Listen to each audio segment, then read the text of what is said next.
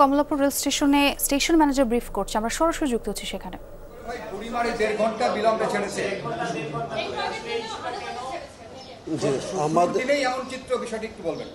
বিষয়টা হলো বুড়িমারি এক্সপ্রেস ট্রেনটা ইঞ্জিন স্বল্পতার কারণে, ইঞ্জিনের কারণে 1.5 ঘন্টা লেটে ছেড়ে গেছে।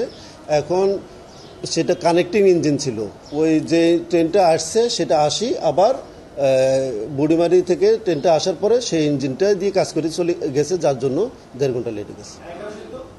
11 সিন্ধুর রিপ্লেসমেন্টের কারণে 50 মিনিট লেট গেছে। সবাই আপনারা জানেন 18টা ট্রেন পরিচালনা করার ক্ষেত্রে সবগুলা ট্রেনই সঠিক সময় ছেড়ে গেছে। 2টা ট্রেন মাত্র লেট গেছে, একটা ইঞ্জিন স্বল্পতা বা কানেক্টিংয়ের জন্য লেট গেছে। তো সেক্ষেত্রে আমি মনে করি যে যাত্রী সাধারণ খুব বেশি একটা সমস্যা হয়েছে, বিড়ম্বনার শিকার হয়নি। ইনশাআল্লাহ আমরা সঠিক সময় পরিচালনার চেষ্টা করি। আমরা সবসময় সঠিক সময় পরিচালনার চেষ্টা করি। কোনো রকমের যান্ত্রিক সমস্যা না হলে সাধারণত ট্রেন বিলম্ব হয় না।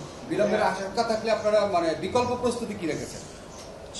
সেটা হলো, যদি আমরা পূর্ব থেকে বিলম্বের আশঙ্কা করি বা কোনো সমস্যার কারণে বিলম্ব হচ্ছে জানি, সেক্ষেত্রে আমরা মেসেজের মাধ্যমে যাত্রী সাধারণকে অবহিত করি। আর উপস্থিত বা হঠাৎ করে যদি কোনো যান্ত্রিক গোলযোগের কারণে বিলম্ব হয়, সেটা তো তখন আর সুযোগ হয় না।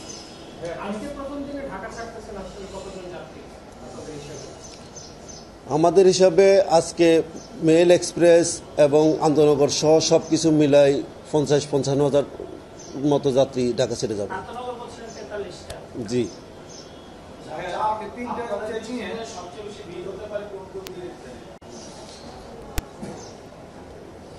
27 তারিখ 28 তারিখ এই 2 দিন সবচেয়ে বেশি, 27, 28, 29 এই 3 দিন সবচেয়ে বেশি যাত্রী সমাগম হতে পারে বলে আমার মনে হচ্ছে।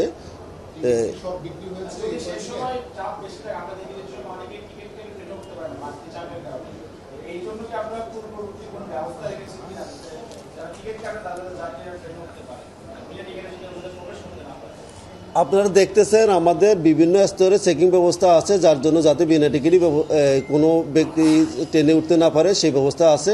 আর টিকিটধারী যাত্রীরা যাতে ট্রেনে উঠতে পারে সেই জন্য সর্বোচ্চ সশস্ত্র আমরা আছি। আমাদের আইনশৃঙ্খলা রক্ষাকারী বাহিনী আছে, আমাদের কর্মকর্তাগণ আছেন, আমাদের টাস্ক ফোর্স গঠন করা হয়েছে, টাস্ক ফোর্স কাজ করতেছে। সব কিছু মিলাই মোটামুটি অন্যান্য বছরের মতো এবছরও যাত্রী সাধারণ যাতে স্বাচ্ছন্দ্যে